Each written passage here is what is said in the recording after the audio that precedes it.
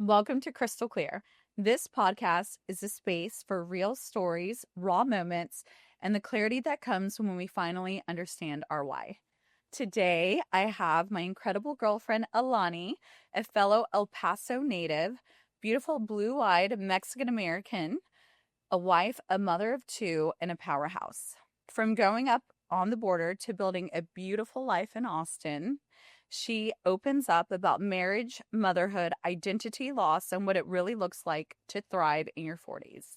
Alani, welcome. Thank you. Krystle, what an intro. Thank you so much for having me. Welcome. I'm so excited for you to be here. It's an honor. So, Alani and I are from El Paso.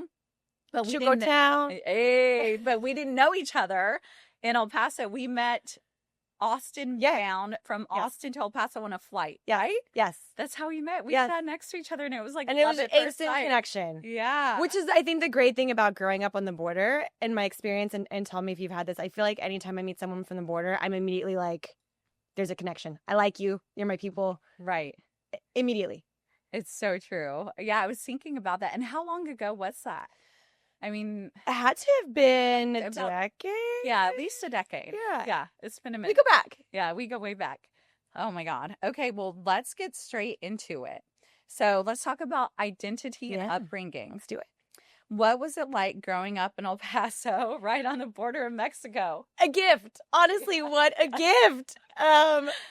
Growing up on the border is, you get the best of both worlds. It's like having one foot in one country and one foot in the other country, and all that comes with it. Cultural, food, people. Like it's a blessing, to be honest. My grandparents lived in Juarez.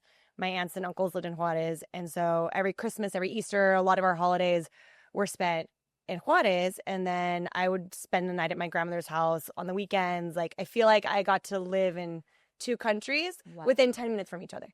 And it was very normal, right? Like, you cross the border and you're in a whole nother world, but it's 10 minutes away from your house. Right. And so it was awesome. And I feel like your heart is bicultural when you grow up on the border. And don't you agree? Like, you just get the best of both worlds. Oh, 100%. Like, well, so my dad's Greek, my mom's Mexican, your mom is Mexicana, and your dad's white, right? Mm-hmm. And it is, growing up on the border for me was like a unique experience because I didn't even grow up. I mean, I went to high school there.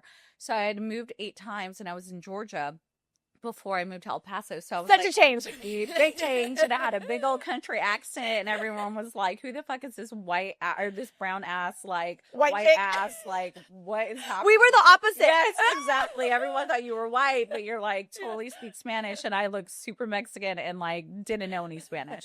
So, but it was amazing. Like, a blessing, like you said, to learn about like the Mexican. I knew my mom was Mexican, and my grandparents, and like grew up visiting them, who lived on the border in Eagle Pass, Quemado area. And so to go to El Paso and really immerse myself in like the Mexican culture, and going to Juarez was like, the best. Literally, it's crazy to tell friends now that, they grew up in Central Texas, right, or in East Texas, and you're like, we would literally pay a quarter in high school, walk our little happy asses across the bridge, go get litty, and then like come home and go to high school the next day.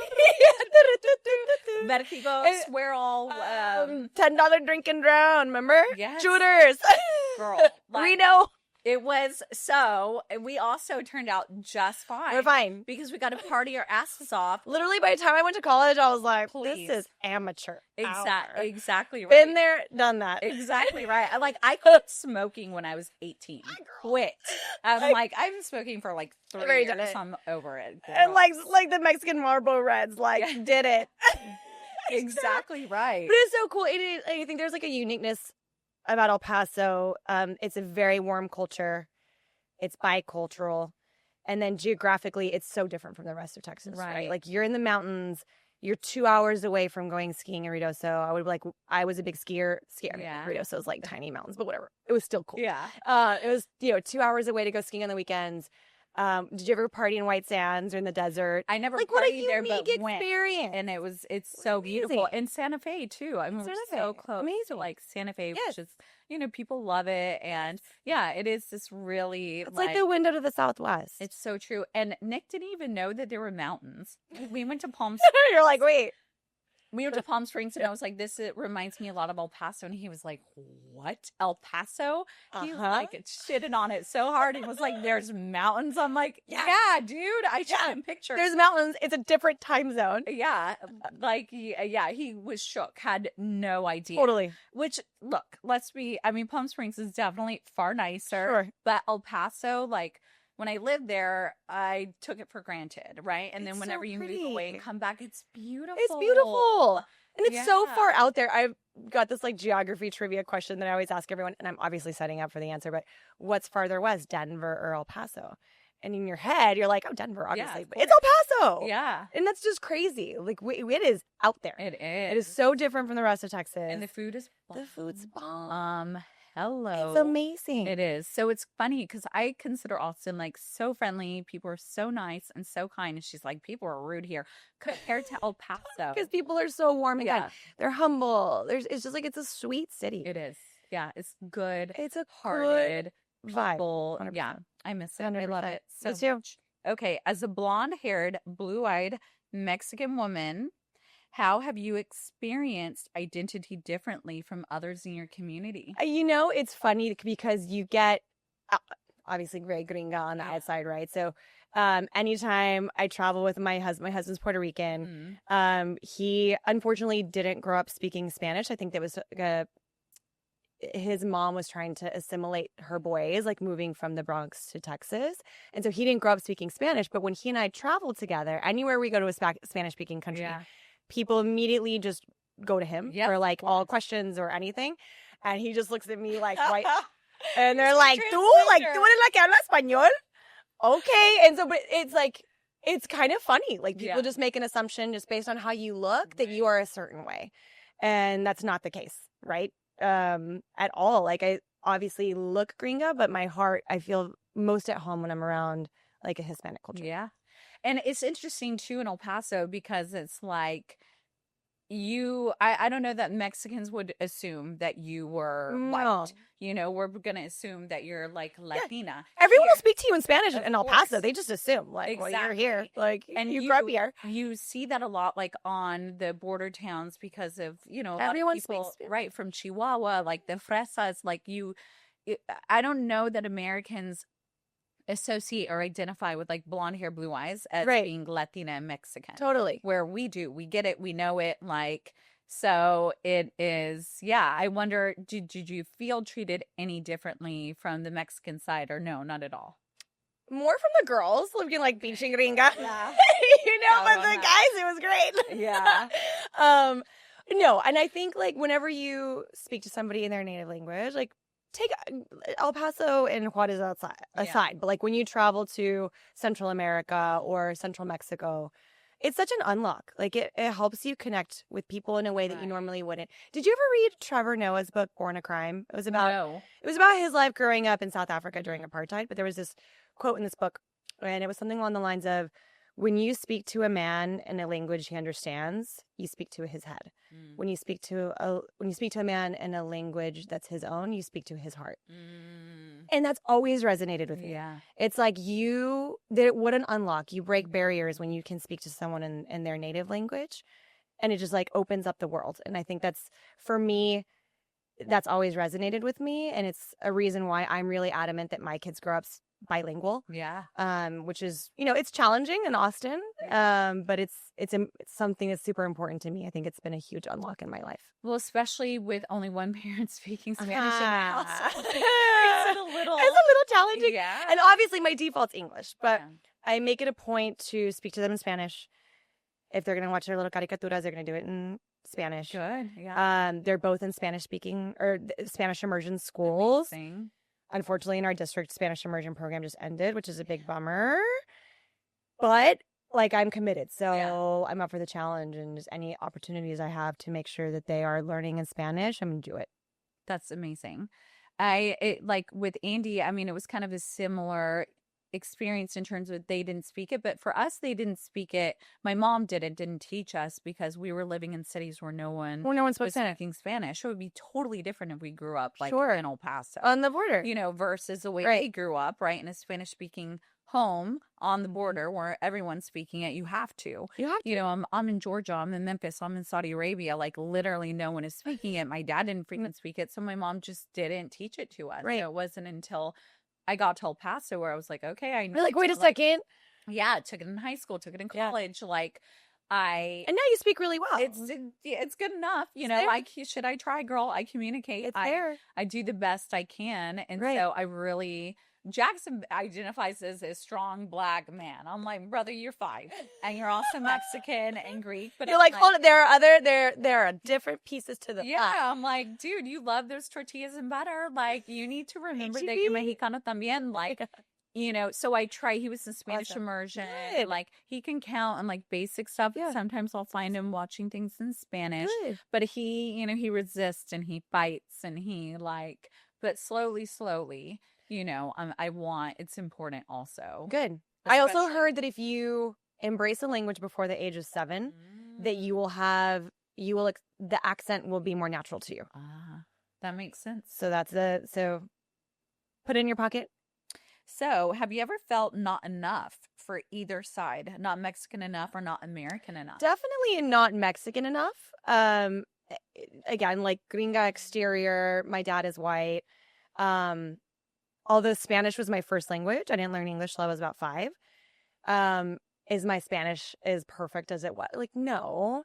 But so I feel like there's always an element of like, okay, gringa from Austin. Mhm.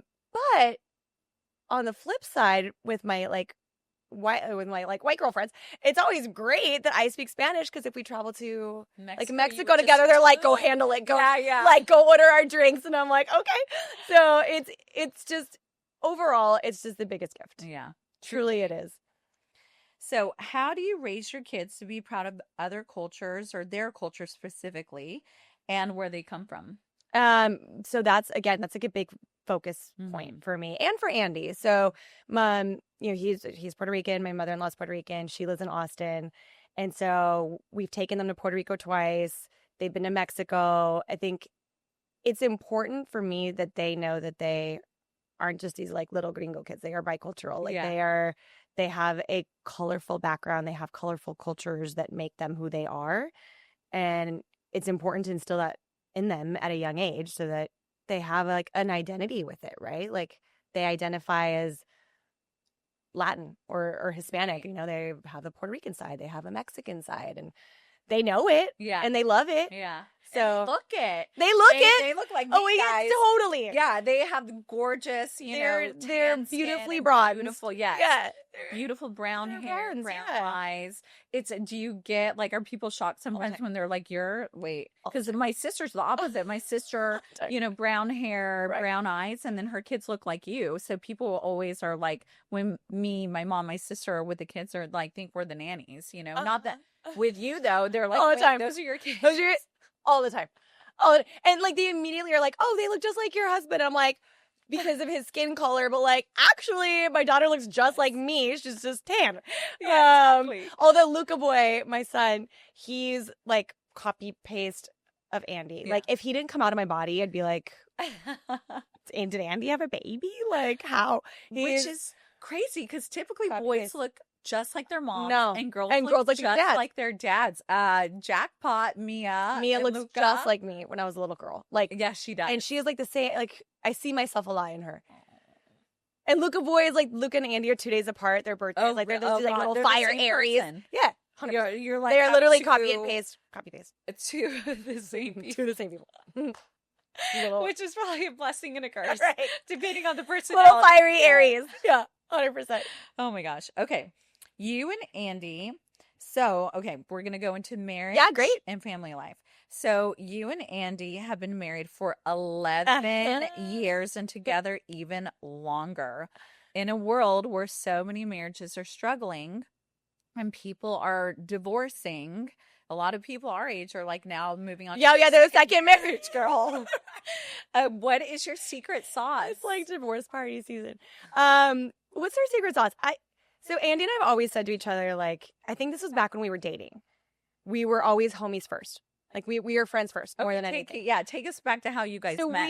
we had mutual friends, both here in Austin, and we had actually met like in mid-20s. And he'd hollered one night after like we'd been at a show, and I had a boyfriend, and the timing wasn't right. And it's so funny, like a picture surfaced recently of us together on a boat in Devil's Cove on Lake Travis, and we were in our 20s. We all went to Devil's Cove. Oh yeah. Don't act like you didn't go. Oh yeah. And we were like on the same boat together at like a party, and we didn't even, it's like I knew him, but I didn't really know him. But so our paths had crossed multiple times, and just through mutual friends, like kind of, party scene. And I was recently single, and I'm the one that hit on him, actually. Okay. Mama made the move. Yeah. I love it. But we started dating, and it was just like this is my person, and we've always been friends first. Okay. And I think that's a really important takeaway, because in my experience, like you always treat your friends better than your partner, right? Like you always put your homies first. And if your partner is truly your best friend, like that's someone that you're going to look out for. It's someone that you're going to like prioritize. Like he's my friend.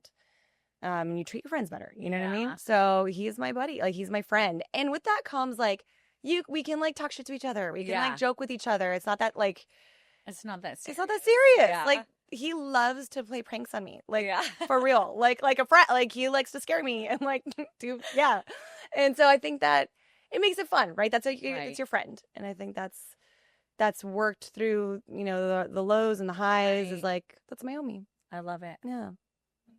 So what are some of the things you both do intentionally to keep the fun and the connection alive?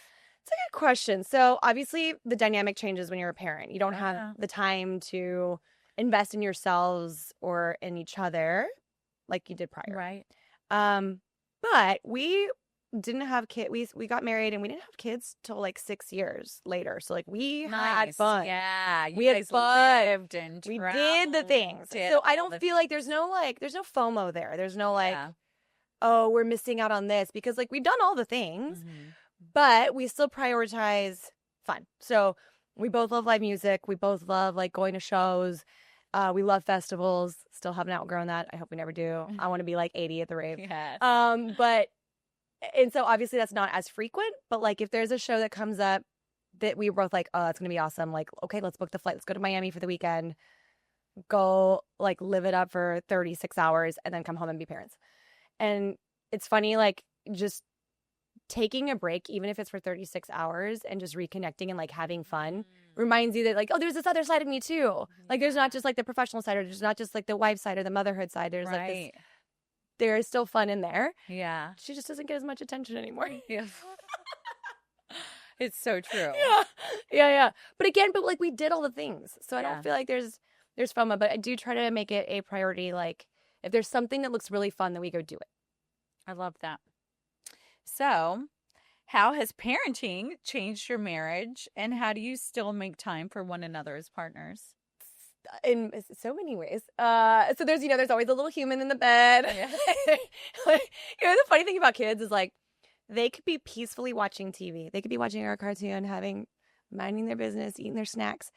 And like as soon as Andi gets home and we're having a conversation about like our day or a challenge at work, it's like their little antennas go up and they're like all up in the mix, trying to get up in the conversation. You're like, oh, never mind. So I think conversation gets interrupted a lot, a lot. And so it changes your relationship drastically, right? Like you don't have time to like, oh my God, I wanted to talk to you about this thing. Yeah. But by the time I get to like the kids are asleep, we're exhausted and we don't. Yeah. But we are fortunate enough that like I work from home for the most part. He works from home for the most part. We have like hybrid roles. Oh, nice. Okay. Mostly hybrid roles. So we get opportunity to like our paths cross during the day. Okay. So there's opportunity to like have conversation before there's like little humans all up in the mix. Right. Because kids are at school. They're Thank at school. God bless those public schools. So that helps. Okay. So travel is a big part of your life. Absolutely. You make time to take trips as a family, as a couple, and with your girlfriends. and, obviously with the kids, how do you strike that balance without like guilt? It's a good question. So for me, travel's always been really big for me. Mm-hmm. Always. Like for as long as I can remember, I've always prioritized travel and I continue to do so. Honestly, I think if I book one more flight this summer, Andy's like going to serve me papers. Just kidding. But it's, to me, that's how I reset. That's how I recharge. It's what excites me the most. So I would rather have a trip than a nice thing. Right. Like I will always prioritize the experience. Always, always, always. Right. And I've been taking my kids abroad since they were babies. Like Mia's first trip abroad, she was 8 months. Luca, we took to Paris when he was like 18 months. And people are like, why are you going to go on this long flight and like take your kids abroad? They're not going to remember it. Yeah. And that's true. They probably won't, but like I will. Yeah. I'll remember it. Yeah. And they'll have the photos to look back on. And in my hopes is that even if they don't remember the trip, that we're instilling in them like a sense of wonder, right, a comfort, not being in your comfort zone, being right, comfortable, being uncomfortable, breaking a routine, seeing that there's other people in the world, there's different cultures, there's different ways of life. Like what in this little Austin, Texas bubble isn't the whole world. right. What in this United States bubble isn't the whole world. Right. And so to me, it's something I'm like really adamant about is that they get out, they see different countries. They've had their passports since they were literally 6 months old. And again, like they might not remember, but my hope is that somewhere in there, I'm instilling like a sense of wonderment for them and the truth that like you can connect with humans all over the world. There's kindness all over the world, but you have to go out and seek it and you have to like cross the border and see what's out there. It's so true. I grew up moving 8 times. Saudi Arabia. Yeah. And so when we were in Saudi, I was like 2 to 5, so my son's age. So I do remember a lot of it. And I remember a lot of the travel. I remember like that's awesome. Being in Greece and like because it sticks out. It wasn't the norm. Exactly. And like island hopping in Corfu. Cool. But then I don't remember my mom when I went to London a couple weeks ago for Wimbledon. My mom was like, "Oh, you've been to London? Do you remember?" I was like, "Oh, I have. I didn't know I'd been there." Because I know most of the countries that I've been to, and a lot of them I do in fact remember. But I was like, "No, I don't remember." And she was like, "Yeah, we rode the double-decker buses and went to Big Bend, and no memory of it, but cool. I've been there. Yeah, I didn't realize I had been there before." And so I know my international memories definitely like started around 3 years old. That's amazing. Yeah. And some people are like, I don't remember anything until I was like 5 plus. And so, yeah, I love that. I definitely feel like I have always embraced different cultures. Absolutely. And that's because of how you I were grew raised. up. Yeah. Do you feel like that contributes to why you are so comfortable with, you're just naturally comfortable around other people? I feel like you can make friends with anyone. Yeah, well, definitely the moving around. I feel like that has a lot. It helps shape my personality because every time we'd move, you have to start over. Right. So, I was knocking on doors, like introducing myself while my mom was unpacking. The fact that I'm not locked in someone's dungeon right now, the backyard is a fucking miracle of God. Like the 90s are wild. Like it's so funny because I remember, girl, I would take my little bike. Yeah. And right into the desert. The desert. And I'm a child. No phone, no tracking device, no internet. And it was just like, peace, I'll see you later. Oh, yeah. My sister and I were talking about, we did cross country when she graduated high school. So she was 18. I'm 5 years younger than her. So I was fucking 13 years old. Drove across the nation to Austin with a map. With a map? This was before MapQuest even. Yes. It was like with a real map. A 13-year-old and an 18-year-old. Isn't that wild? And it's so funny because it's like now, like granted, our kids are little, so sure. But like if my daughter is out in the yard playing, I'm like, I want to make sure I can see her.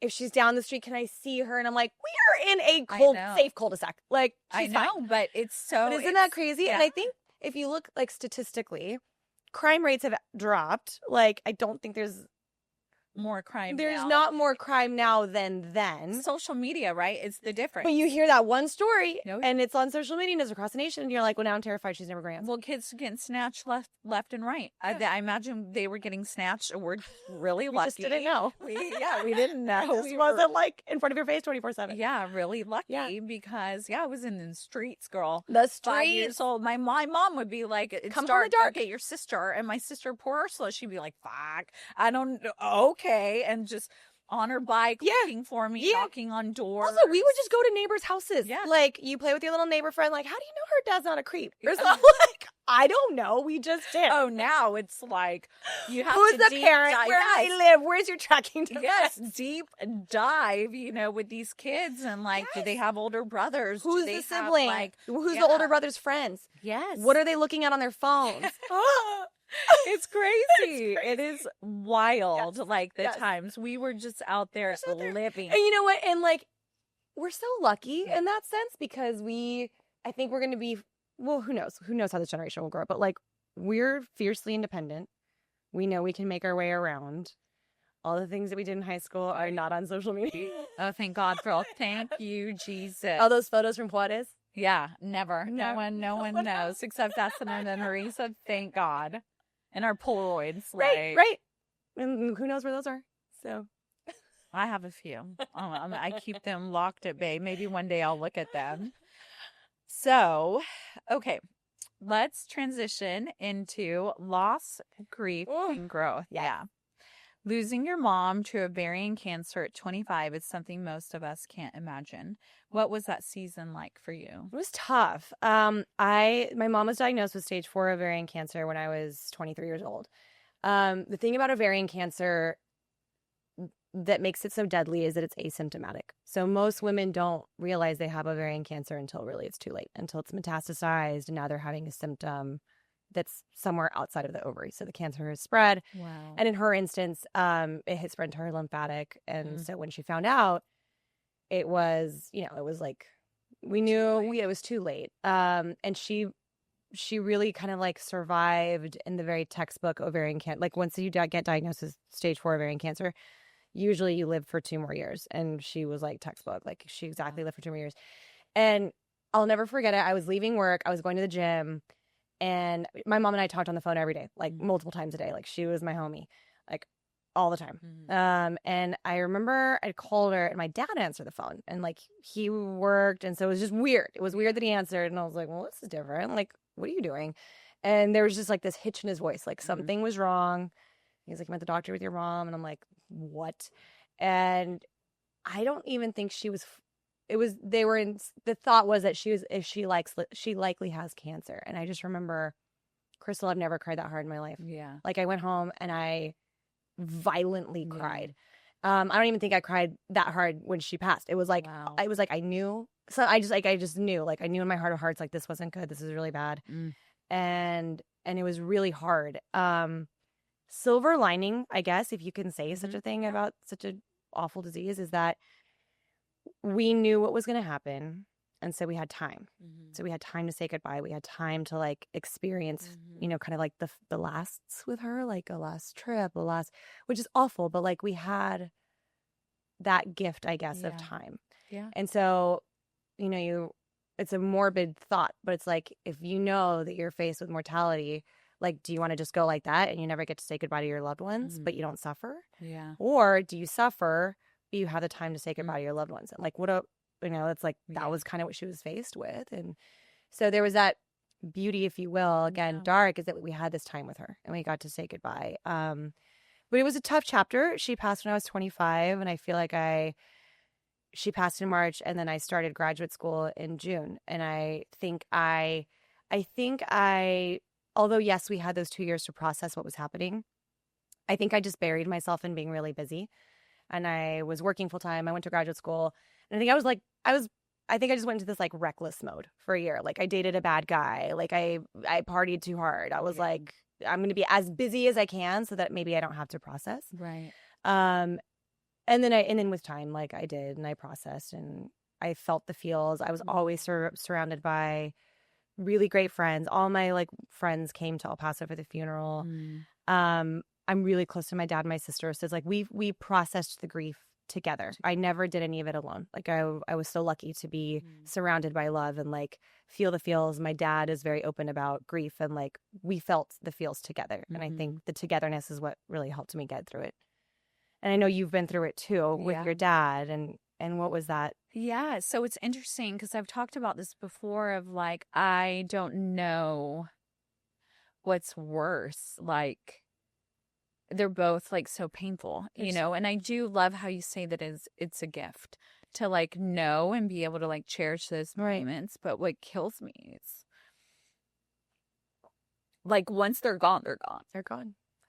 And I feel like for me and I imagine maybe for you too, I'd be curious to hear how you feel about this. But of course I always miss her deeply. But when I became a mom, it unlocked this deep miss and this sadness that she's not here to like see her grandkids grow. And no, you know, she of is. course I do. And I do. And it's, you know, but I know she's here, but it's not this, you know, it's not the same. And I wish she was around to be like, ask her the questions about like, what did I do when I was one? Or what should I do in this situation? Or, but my daughter, interestingly, she's named after my mom. My mom's name was Lilia and my daughter's Mia Lilia.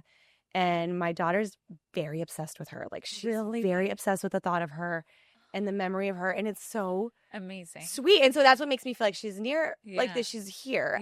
So all my cousins, they called my mom Ganga.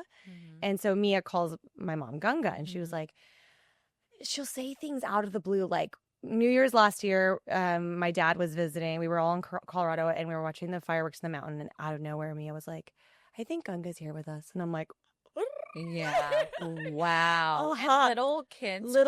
I just got like goosebumps. I was like, okay. There's so much more. There's so much more in tune. And then she was like, this wasn't the other day. She was probably like 4 when she said this, but I even like wrote it down because I was like, oh my God.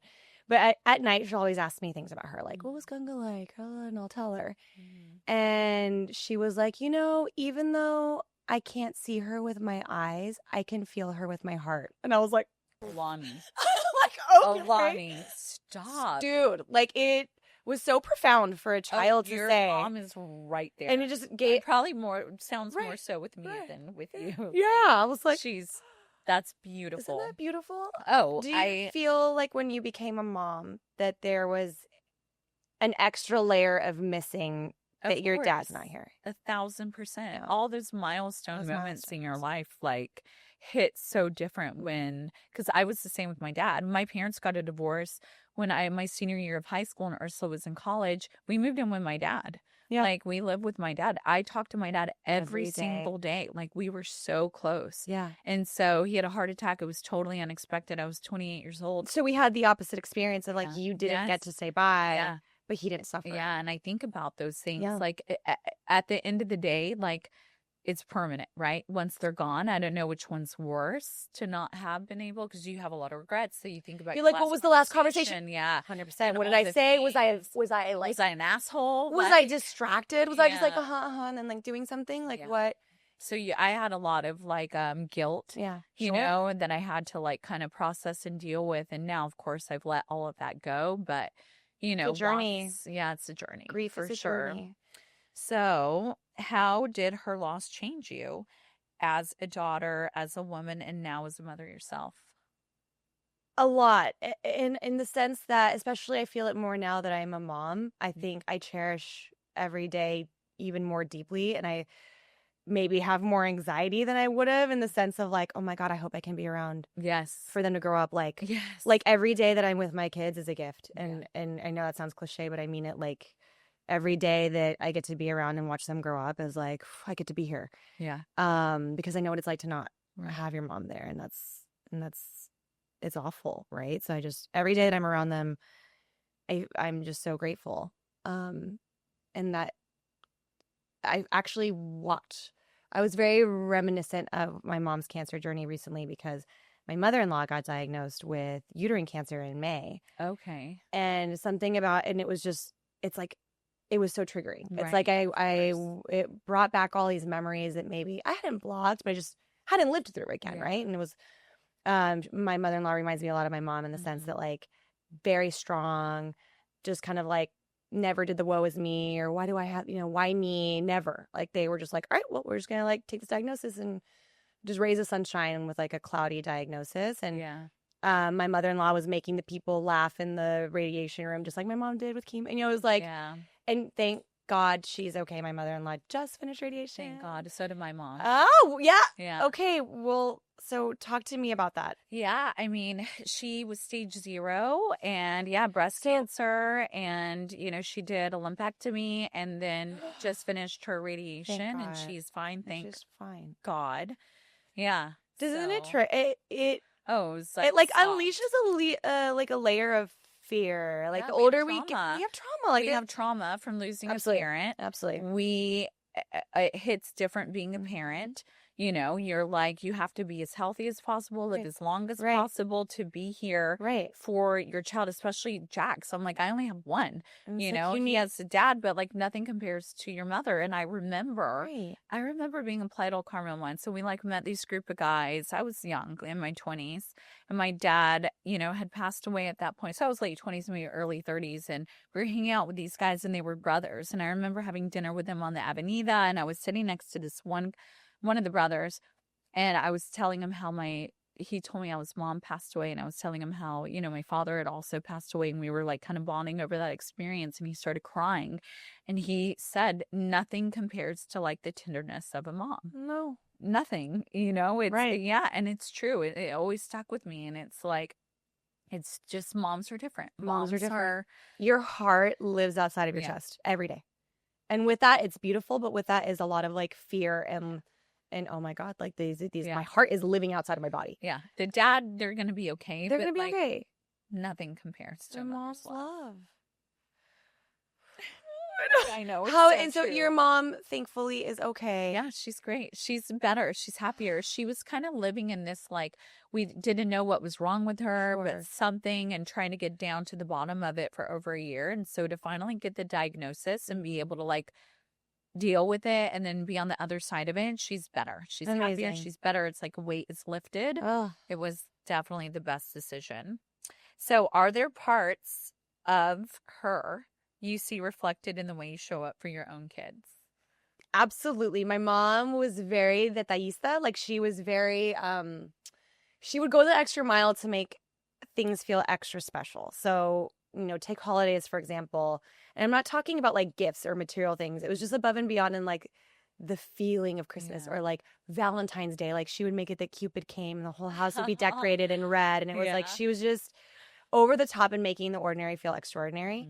And I feel like I do that with my kids. Like I try to make things feel like extra special and again, it's not about the material. It's not about the gifts. It's about like the experience and the feeling of magic. Like, you see all those memes about like Christmas and how it's really just moms like tirelessly trying to make everything feel magical. Yeah. And I feel that like to my core, just trying to, make these like little magical moments and make them feel so loved. And I love that. Like the tooth fairy is a thing, like every like just the little things that make them feel like childhood's magic. And I think my mom was so huge with that.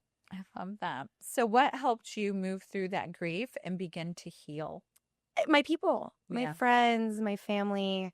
I feel very blessed that again, like I never went through any of that alone. Yeah. My dad, my sister, and I were there every step of the way through my mom's diagnosis, like up to her dying day.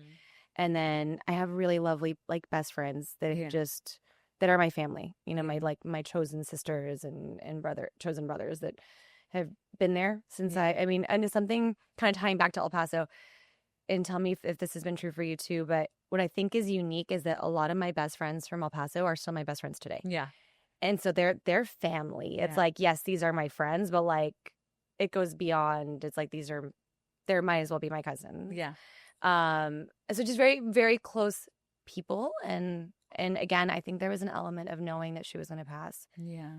That helped me grapple with that reality. Like it wasn't just overnight, which I'm like so sorry you had to go through that experience, because I think that creates a whole level of other hardships of like the regret. What was the last thing we talked about? What did I not say? Or I think it's all grief is just the loss is permanent. Loss is so permanent. it's just grief is grief, right? And as you know, time truly heals all wounds, right? Time So truly it gets heals. easier with It time. does, and I think you have to go through grief to get to the other side. You can't go around it. No. You can't bury it. It'll You continue can't to dust it under manifest in other ways and show 100%. up. Like, you can't just dust grief Yeah. under the rug or pretend it's not there. Right. Like, it's gonna come up. So you just have to like buckle up and like Yeah. go through it and experience it and feel the sadness to your core. And I think that's how you get through it. I agree. So let's talk about career ambition and finding your voice. So you've worked in politics, tech startups, and recently spoke to a graduating class at UT. What has your professional evolution look like? A lot of hard pivots. Yeah. And truth be told, when I look at my career journey, like, yes, it's taken, it's gone from working for members of Congress to going to tech startups. I'm most recently working for a Canadian bank. That's through a series of acquisitions. But luck, it's really been a series of lucky encounters. And I think luck is one part of it, but like making yourself open to luck. Yes. And I'm very extroverted, so I'm striking up conversations with people, making yourself available and open. Like, one of my favorite career pivot stories is I just started dating Andi, and we are like 3 weeks into our dating, and he's like, "Do you want to go to Ibiza?" And I was like, "Yeah, I do." And so, and so I get to the airport, and for whatever reason, like, the lady at the ticket counter sees that my middle name is Mayela, and she's like, "Oh, my sister's name is Mayela. What a weird name. Like, I don't normally see that." Mexicana, super linda. And she was like, "You know what? I'm going to bump you up to first class." And I was like, "Oh, okay." So thanks. So I get to board the plane, and I end up sitting next to this guy. He's lovely. We start chatting. We end up finishing every single bottle of white wine they had on that flight. And a long international flight. It was so fun. And we just he became who's now a dear friend and mentor. But because of that flight and like just striking up a conversation with this person and like becoming friends, he approached me maybe like 6 months after meeting him, and he was like, "Hey, I have this startup idea and I would love for you to run this company." And I'm like, "Well, okay." Yeah. But like it's part of that is luck. Yes. Without question. Yeah. Another part of that is like making yourself open to it. Right. And making yourself open to opportunities. Exactly. Not everyone seizes those moments. Those are the moments. Those are right. moments. So it is, sure. It's definitely like luck. Of course. Being at the right place at the right time. Right time. But 100%. But a lot of people, that happens to them. And then, they don't jump on the opportunity. They don't, talk to connect with the people. Yeah. It's so true. Open yourself up to opportunity. I feel a lot of like successful people have so many of those moments that kind of change the like trajectory the course of their life. 100%. And it was the people that actually jumped on the opportunities. Right. And there was fear, sure, but there's always fear with change. Take the leap of faith. You're better to have tried and failed than to have not tried at all. Absolutely. Or you will have never. We learn more from our failures than we learn from our successes. So it's like, take the leap. Yeah, you'll never regret it. Yes. Even if it's a failure, it makes for a great story. Amen, girl. So, what did it feel like to return to UT as a speaker? I'm sure that was like totally a full. It was so cool. Oh, it was cool. What was that? It was great. So, again, this concept of like opening yourself up to opportunity and connecting with people when the opportunity arises. I would have to get big credit to our former CEO, this woman, Karen Starnes, who I now consider like a friend and mentor, and she's lovely, but she is a adjunct professor at UT, and I've always admired her for that. I've been like, look at you, like she's like a CEO and also a professor, and like goals, right? Yeah. And so there was a marketing conference at UT last October, and I went as she was one of the speakers, and I just went like as an attendee. And during the networking hour, I saw this this older gentleman just by himself at a table, so I just went and struck up a conversation and started chatting with him. And he turns out to be a professor of digital marketing at the graduate school. And we just start chatting, and he's like, "You know what? I think you'd be really great to have like as a lecturer." And I'm like, "Okay." Yeah. So again, just like making yourself open and available. And so he invited me to come speak about, go-to-market strategies and digital marketing. And so I basically created a hour-long lecture that I spoke for the MBA students and then the marketing students at the graduate school, and it was at that business school, and it was such a full circle moment. Yeah. It was like I went to undergrad at UT, I went to graduate school at UT, and then to come back as an adult. Yeah. Oh, it was so cool. I like growth starts at the end of your comfort zone type of thing. I was Yeah. like, oh my God, like, can I do this? Yeah. Do I have the skill set? Right. But you never know until you try. Exactly And so right. I tried and I did it, and Yeah. it was the most fulfilling experience. I was so proud of you. Thank Like, you. seeing It was that, so that's why I bring cool. it up, because it's an It was so incredible like cool. opportunity, and I know that had to have been amazing for you. It was so fun, and I hope to do it again. Like the things that are the hardest things to do end up being the most rewarding. And so I was nervous about it. I I'm spent sure you're sick to your stomach. hours Yeah. prepping. I wanted to make sure I could answer the students' questions, and I wanted to be sure that I could be like a mentor and advocate for them if they're like looking for jobs in digital marketing. And it was a very cool experience. I love that. So, how do you find success for yourself today? Is it different than how you defined it in your 20s and 30s? For sure. Right. For sure. And I think what success looks like for everyone is different. And even within myself, it's different, right? Like, yes, to your point, like what success looks like in your 20s, you're trying to climb that corporate ladder. You're trying to be taken seriously. You're a young blonde girl, like, you're not, just prove it. I feel like you're in a state of proving yourself. You're constantly proving that I am smart, I am enough, proving myself that I can take on big things, I can do hard things. And in your 40s, like, you've done the things. Yeah. I know I can do hard things. I don't have to prove. I think there's an element anytime you take on a new role. Yes, you have to prove yourself that you're competent, but it's less. You don't care as much about what people think in your 40s. You just don't. Like, you're like, I know what I'm capable of, and that's enough. But success now to me is really just, are you happy? Are you healthy? Right. Like, the rest doesn't matter. Right. And like back to us losing parents, like, that at the end of the day, if you don't have your health, Right. what do you have? Yeah. And if you don't have your happiness or you don't have your mental health, like, then it doesn't matter. It doesn't matter how successful you are on paper if you're not happy and you're not healthy. Amen. So you've built this beautiful life, a happy marriage, 2 amazing kids, thriving career, deep friendships, a ton of travel. What does having it all actually mean to you? Back to my point of just being happy and healthy. Yeah. Thank you. I mean, like, when you read about it, you're like, oh God, thanks. But it's truly just being grateful. Yeah. I'm just grateful. Every day I say thank you in the morning, at night, like, just attitude of gratitude. Amen. And any day that you wake up and your body is working, right, and you find joy, and your children are healthy and happy. And that's like it to me. Like that, you realize the rest doesn't matter. Right. It's the people in your life, the love and the joy, and like, that's what's important. Right. That's what's success. So what's something that surprised you about your 40s, good or bad? Something that surprised me, I think it's the level of, like, I don't give a fuck people think anymore. And it's what a gift. And I hate to pull like a gender card with this, but I think women, we tend to care more what people think. Yeah. And the older you get, the more you're like, look, not everyone's gonna love me, and that's okay. Right. Not everyone's gonna be my friend, and that's okay. Right. And I'm gonna fuck up in life, and that's okay. Right. And like, just embracing that and knowing that you're going to be fine, and you have your people and the people that love you, and like, what more do you need? That's great. It's so true. Like, so my mom said that the 50s were the best year of her life. I heard that. Yes. I'm like, hello, let's go. We're just getting started. I know, we're just getting started. I look and feel my best in my 40s. Yes.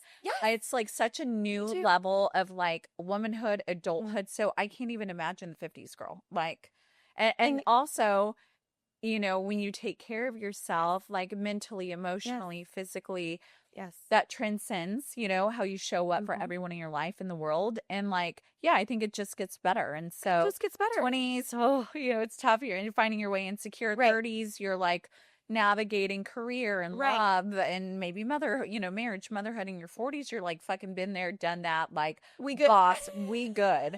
It's a whole other level of living and confidence. And it's just like the best. Okay, so last question. What are you most proud of today that your younger Alani wouldn't have seen coming? Hands down, without questions, it's being a mom. Yeah. In my 20s, Krystle, to be very honest with you, like in my 20s and early 30s, I didn't think I wanted to be a mom. Really? I would joke around. I was like in my early 30s, and I just remember, that's when, and I was married, so people were like, "When are you having kids?" Yeah. And I was always like, I don't know. Like I would joke around that my biological clock was broken. Yeah. And then I might have been like 31, 32, and I unexpectedly got pregnant, and I miscarried. Oh, okay. And I was like, like, wait, no, wait. I actually want to. Yeah. It unlocked something in me that I was like, oh my God, no way, I do want to be a mom. And now I feel this like profound loss over that opportunity. And I was like, oh my God. So there was like this big kind of like paradigm shift for me, like being this, like, I was having so much fun traveling the world. And now suddenly I'm like, oh, no, I want to be a mom. And so then I, tried to get pregnant. I got pregnant again. I miscarried again. And I was like, oh no, like, then you start going through the, like, did I wait too long? Was I having too much fun? Right. Like, have I not been taking care of my body? Right. Like, you go through this, like, oh no, like, what did I do wrong? Yeah. It turns out you did nothing wrong. But it definitely woke up this, like, oh, I want to be a mom. And so now looking back, like, telling my younger self, I'm most proud that, like, I have these two wonderful humans that are my entire world. Like, they are my heart. They are my everything. Like, they are my legacy. When, like, if I were to pass tomorrow, like, at least I have them. I love that. It's so true. Thank you so much. Thank you so much for having me today. Thank you for creating a space for women to share and be candid. And I think listening to your previous recordings, it's like, it's so cool to hear every woman's journey that you've brought on here, and having the space to just be candid. Thank you. It is like, I feel so lucky, and I felt like a calling to do this. Yeah. And I'm just so inspired by everyone. And I love to have my Mexicana sister on here. Mommy, yes. El Paso. Choco down. But congratulations on doing this. Like, what I love about you, Krystle, is you've always done what you said you're going to do. You are a go-getter from the day I met you. Like, female business owner, taking on big, like, retail or real estate projects in Austin. Like, thanks, friend. Clap. Thanks, friend. Love you. Love you. This was great.